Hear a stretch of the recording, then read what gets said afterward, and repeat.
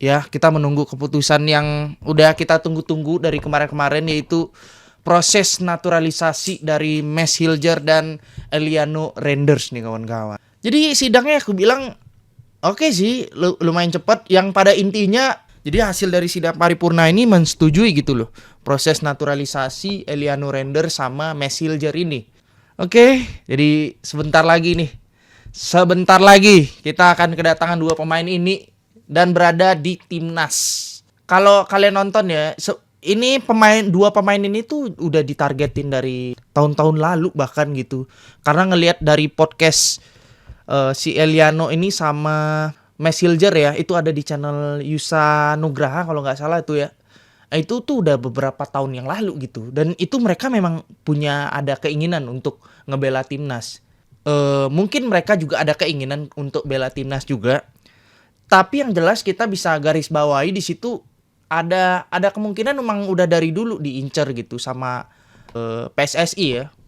Dan aku sempat nonton juga podcast yang baru nih keluar dari si Eliano Renders ini. Kalau dia bilangnya dalam beberapa minggu belakangan ini dia baru ada ketertarikan gitu untuk ngebela timnas ini. Berarti kita ambil kesimpulan kalau dia sebelumnya itu mungkin pingin fokus di klub gitu ya. Mungkin karena memang dia mau fokus di klub dulu, dan sekarang baru akhirnya dia punya keinginan besar gitu untuk ngebela timnas ini. Karena ngelihat mungkin antusias warga Indonesia, crowd-nya itu ya, gimana pemain-pemain timnas sekarang ini tuh ada jadwal itu penuh gitu, mau di luar negeri mainnya, itu tiketnya pada diborong sama orang-orang Indo. Jadi nggak cuma di kandang kita doang nih kawan-kawan, timnas ini ditunggu, tapi di kandang orang juga supporter itu juga pada datang, supporter dari Indonesia ya.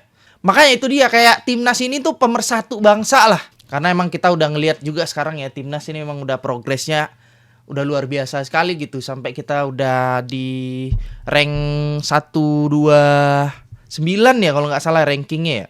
Ranking FIFA kita pun juga sekarang udah 129 loh.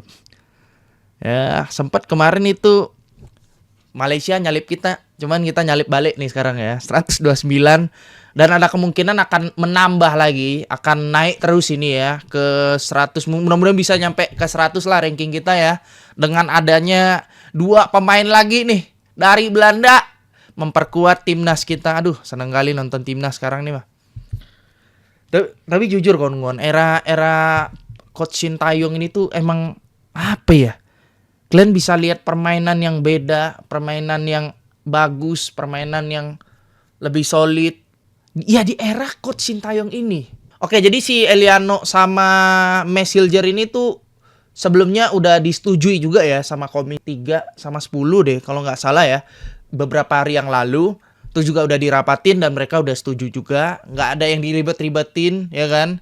Dan semuanya berjalan dengan lancar. Jadi udah disetujui juga. Nah ini setelah itu baru ada sidang paripurna ini dan disetujui juga pemberian warga negara Indonesia untuk Mads Hilger dan Eliano Renders ini. Jadi udah pada setuju gitu loh. Tinggal nanti proses selanjutnya itu akan sama presiden dulu apa sumpah dulu ya. Oke, jadi nanti itu akan ada proses selanjutnya lagi nanti ya. Jadi ini nggak gitu aja nih kawan-kawan. Jadi nggak gitu aja nih. Ada pemain luar yang berdarah Indonesia terus diambil, terus dijadiin kewarganegaraan, nggak gitu. Prosesnya lumayan panjang juga. Jadi setelah itu nanti akan ada pengambilan sumpah lagi. Nah, pengambilan sumpahnya ini biasanya kan dilakuin nggak biasanya juga. Intinya akan ada pengambilan sumpah yang harusnya dijadwalkan di Indonesia. Ternyata si Eliano sama si Mads ini tuh nggak bisa di Indo. Karena ini bukan jadwal FIFA gitu. Ini kan di luar konteks itu ya, karena ini cuma pemberian warga negara Indonesia aja. Ada perwakilan nanti nih untuk ke Belanda ya, yang akan ngambil sumpah si Eliano sama si Mads ini. Jadi nanti ini pengambilan sumpahnya itu di Belanda, di kantor kedutaannya Indonesia ya, yang di Belanda gitu ya. Karena ya Eliano sama si Mads ini nggak dikasih lah sama klubnya untuk ke Indonesia. Karena ini bukan jadwalnya FIFA. Jadi nggak apa-apa juga sih. Sebenarnya yang penting mereka udah disumpah, nah udah benar-benar jadi warga negara Indonesia. Nah habis itu bisa tuh ya kan dimasukkan atau didaftarkan ke timnas kita. Dan habis itu mereka akan main ke Bahrain nanti sama Cina sebentar lagi. Nah, kalau itu jadwal FIFA udah jelas. Jadi ini sebenarnya prosesnya lumayan gercep ya kalau aku lihat ya. Kayak baru kemarin aja diumumin, terus juga dipertemukan sama pemain-pemain Indonesia, si Messi ini sama Eliano. Terus tiba-tiba beberapa minggu kemudian udah gini aja, udah diproses langsung gitu sama pemerintah kita. Jadi ini benar-benar dilancarkan lah sama pemerintahan Indonesia. Aku seneng kali sih sama koneksi yang dibangun sama Pak Erick Thohir. Pokoknya sama pemerintah lah ya untuk persepak bolaan Indonesia, untuk persepak bolaan kita ini. Ya, ini bisa aku bilang kayak full support gitulah untuk persepak bolaan kita. Semoga aja berjalan dengan lancar nanti. Seneng kali gitu loh.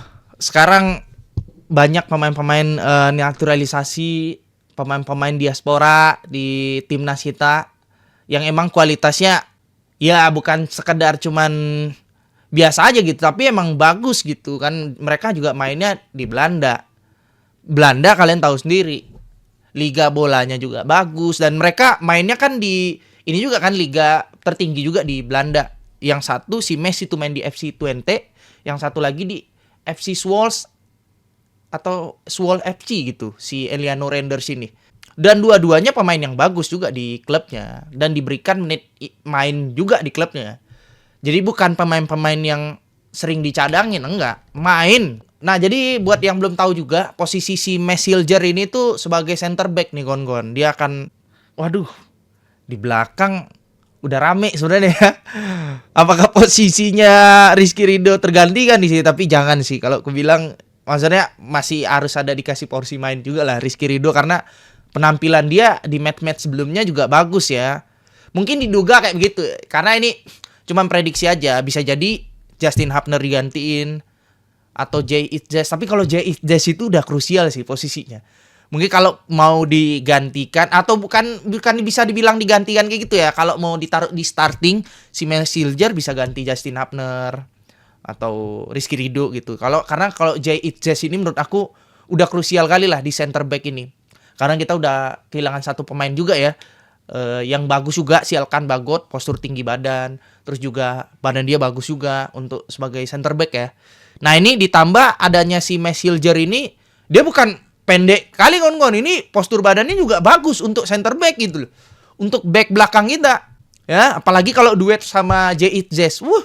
Gila. Nggak ada obat itu lah. Ya kan, makin kuat lini pertahanan kita. Oke. Ya itu ini aja bayangan aku aja untuk pemain belakang. Mungkin nanti tuh ya bisa Rizky Ridho, Jay Itzes sama Messilger. Gila sih belakangnya. Terus di bagian wingbacknya itu ada Calvin Verdong sama Sandy Walsh atau Asnawi Arhan. Wah, gila. Oke.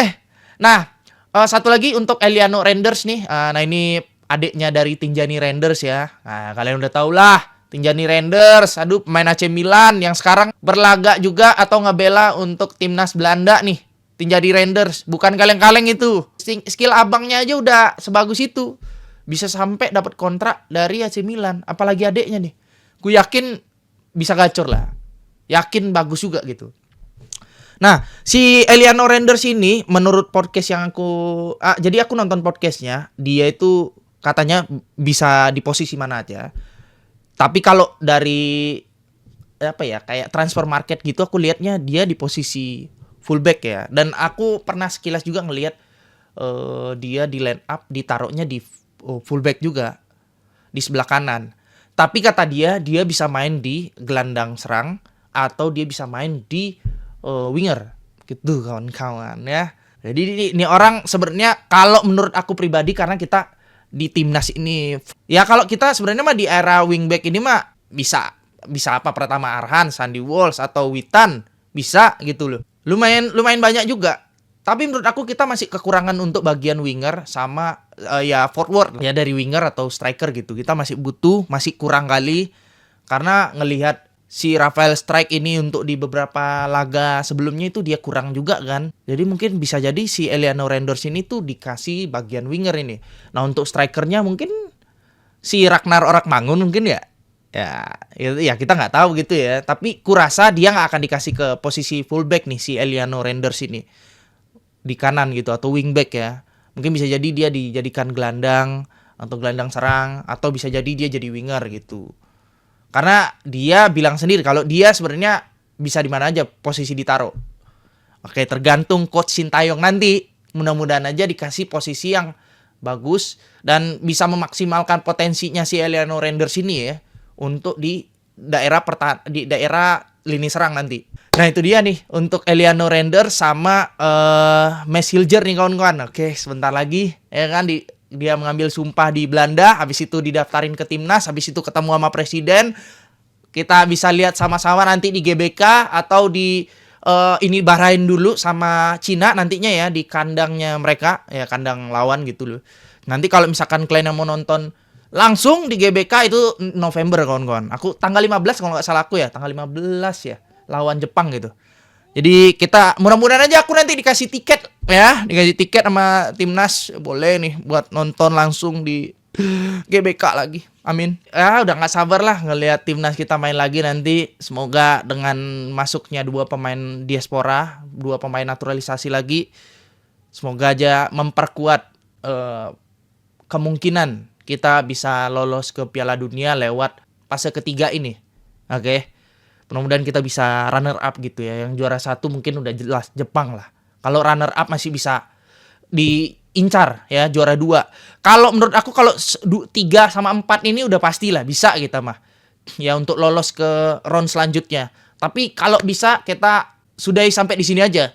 Jadi kita dapetin peringkat nomor 2 gitu ya. Jangan sampai kita kalah, harus imbang dan harus menang juga di kandang orang. Kalau bisa lawan Bahrain nanti kita harus menang, lawan Cina kita harus menang, lawan Jepang mungkin ya 50-50 lah ya. Kalah juga nggak apa-apa, imbang kalau boleh. Lawan Arab Saudi nanti di kandang kita harus menang juga. Jadi mudah-mudahan kita bisa capai 3 poin, bahkan 9 poin kalau bisa. Sapu bersih lah semua pertandingan nanti di kandang ya kan, sama di tandang juga. Oke. Jadi itu dia nih kawan-kawan ya. Oke lah, pokoknya semangat terus lah buat PSSI, buat mencari para pemain-pemain bibit-bibit unggul di luar sana. Semoga kita bisa join Piala Dunia nih kawan-kawan, ya kan? Melawan timnas Indonesia lawan timnas Belanda. Gila. Timnas pusat lawan timnas lokal. Weh. Gila alih. Oke. Ya ini obrolan amatiran aja karena aku masih belajar juga nyari-nyari informasi seputar bola lokal gitu, sama ya terutama ya timnas ini. Karena timnas ini itu masih gampang lah aku cari resource-nya gitu ya. Banyak orang yang nyebarin di website, di TikTok, di YouTube dan lain-lain ya. Jadi terima kasih buat kawan-kawan semuanya yang udah support aku. Dan ya nggak apa-apa kalian kalau mau kritik-kritik aku, kalian boleh komen aja di bawah supaya channel ini tuh makin berkembang terus gitu ya. Kayak semoga aja kalian suka dengan pembahasan obrolan amatiran kayak gini. Oke. Ya, oke, sampai jumpa di episode obrolan selanjutnya. Thank you semuanya. Assalamualaikum warahmatullahi wabarakatuh.